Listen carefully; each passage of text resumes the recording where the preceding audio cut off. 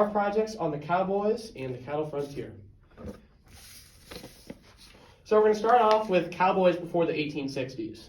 So prior to this time, cowboys were scorned as irresponsible, lazy people who traveled around without a certain home. And this would also be known as like a drifter. So the first main person, and he was really the person who revolutionized the cattle frontier, is Joseph G. McCoy. And Joseph G. McCoy revolutionized the cattle frontier by raising cattle in Texas. This is because it was a lot cheaper.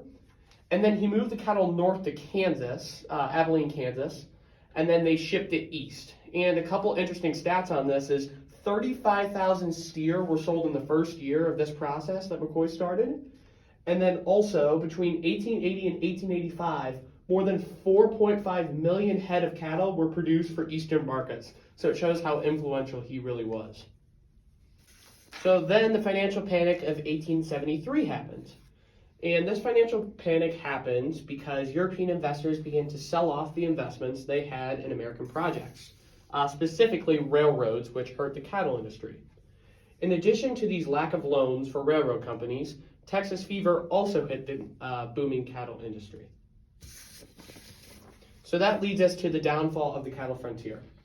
Between 1885 and 1886, two of the coldest and snowiest winters, both with summer droughts and Texas fever, destroyed almost 90% of the cattle in the region.